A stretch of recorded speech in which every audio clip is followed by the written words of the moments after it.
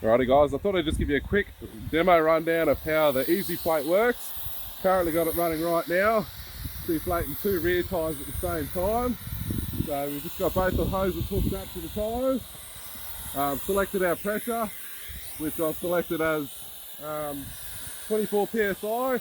Sort of terrain we're going to be driving on for this first bit. It's not hugely rough, it's a bit rocky, so just going to absorb some of that shock. So just now the inflator's just doing it by itself.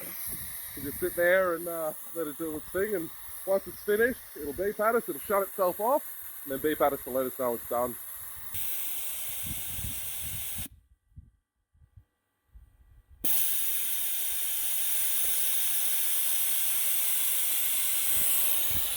So as you can see there guys, the way that it works is it takes a measurement of the tyre pressure, it releases a little bit of air out of the tyres, it'll shut off, recalculate what pressure is actually in the tyres. What that allows it to do is to actually calculate the volume of the tyre. So it doesn't matter what size tyres you've got, whether you're on 31s, 33s, 35s, or even a push bike tyre, it can calculate what volume your tyre is. It will then deflate or inflate to a desired pressure, and then it'll stop, and as you can hear there, it's now finished at 24 psi. We are done. Couldn't get any easier than that. No crouching down on the ground, no sitting next to the hot road or beside a noisy engine. It all does it for you. Alrighty, so we've just finished doing the rear tyres. Now, the thing is, when you've got this hose here, right, the tyres are linked together. So if you've got any indifferences in pressure between your tyres, that pressure will equalise. But if you take this hose off, you're then going to be bleeding air out of the other tyre. So the solution for that is to simply take the chuck and the coupling off at the same time. So if you left the chuck in there, it continues to bleed pressure out of the opposite tyre. So that gives you time to be able to get around to the other tyre and take it off without losing any more pressure.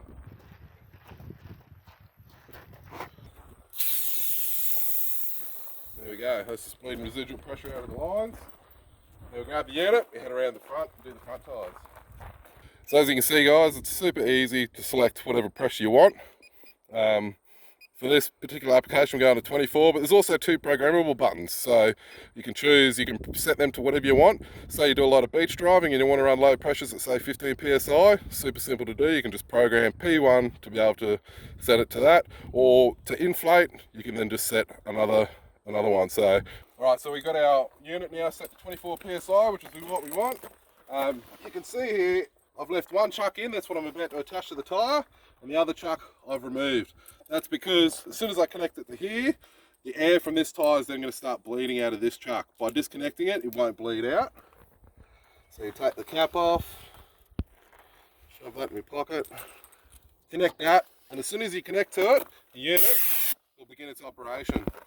So you come around the other side, it's fine. If it's already bleeding out, you haven't got the tyre yet, because like I said before, once your tyres are connected, the pressure will equalise between the tyres, so no need to rush. Hook it up.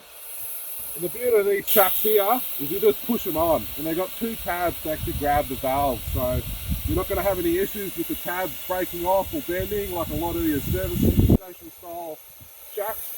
You've got 2 tabs in there, push on, done. Easy as, no more fumbling around.